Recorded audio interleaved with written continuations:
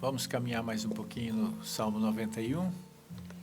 Quero continuar aqui lendo com vocês, a partir do verso 3, que diz assim: Ele o livrará do laço do caçador e do veneno mortal.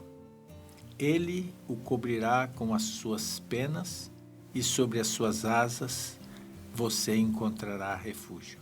A fidelidade dele será o seu escudo protetor. Você não temerá o pavor da noite, nem a flecha que voe de dia, nem a peste que se move sorrateiramente nas trevas, nem a praga que devasta ao meio-dia. Que tremendo. Eu disse para os irmãos no começo da semana que esse texto, ele começa falando desse lugar de refúgio, depois, até o verso 12, ele mostra de como Deus nos livra das coisas. O verso 3 diz assim: Ele nos livra do laço do passarinheiro. O que é isso? Em outras palavras, o que o texto está dizendo é que nós não podemos viver debaixo de uma ingenuidade e pensar que o inimigo das nossas almas, que o diabo, não tem estratégias contra nós. O diabo é um ser inteligente e ele cria estratégias. A Bíblia diz que ele tem a identidade do predador. Ele se prepara para atacar. O predador tem algumas qualidades. Ele é paciente, ele é ardiloso, ele arma emboscadas. Eu gosto muito de assistir no Discovery um pouco do mundo animal. Eu acho até que todos gostamos de ver como o mundo animal se move. E é muito claro como age um predador. Ele se move às vezes em bando para poder pegar uma presa. Ele monta uma emboscada. E o que o diabo faz comigo e com você é a mesma coisa. O diabo, ele põe armadilhas para mim e para você cair nelas. E o que o texto está dizendo é que Deus vai à sua frente, que a proteção dele, quando você está debaixo das asas dele, significa quando você está debaixo do cuidado dele, quando você decidiu segui-lo. Porque o lugar aqui da habitação não significa especificamente um lugar físico.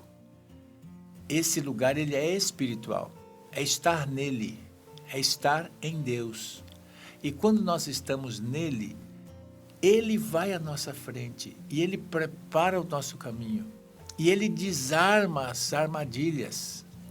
Eu gosto muito do Salmo 116, que foi um salmo que nós já falamos sobre ele aqui. Inclusive, eu te sugiro a ir lá no nosso Stories e procurar um pouquinho sobre isso. Tenho certeza que você vai gostar muito. Salmo 116.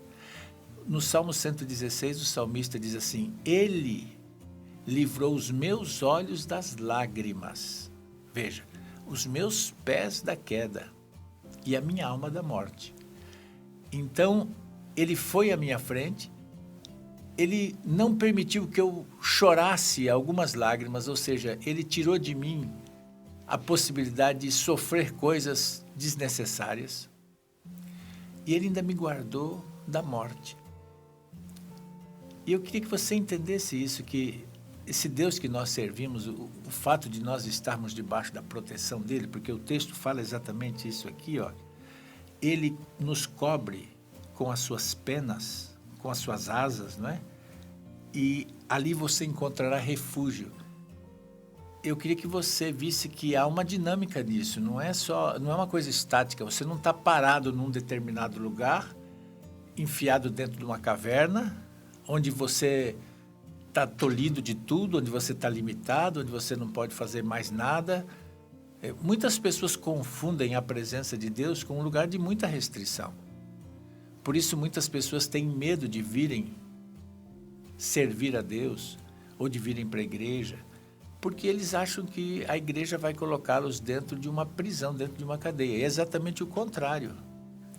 O que Deus vai fazer comigo e com você é nos dar essa liberdade de andar em segurança, como nós já falamos aqui. E como que a gente anda em segurança? Estando nele, ele vai tirando as armadilhas que o diabo colocou no nosso caminho. E essas armadilhas são muitas. Essas armadilhas, elas podem nos impedir de destruir nossa família, de praticarmos um adultério, de tomarmos posse de uma coisa que não é nossa, ou de cobiçar aquilo que não convém. Então Deus, ele trabalha à nossa frente e vai limpando do nosso caminho aquilo que pode nos matar. Então bendito seja o Senhor por isso. E aqui o que o salmista está dizendo é exatamente isso. Ele vai me livrar do laço do caçador, ou do passarinheiro, numa outra versão, não é? E do veneno mortal, porque essa sempre foi uma estratégia também do inimigo. A gente sabe que na história, muitos homens importantes, reis, políticos, eles morreram envenenados.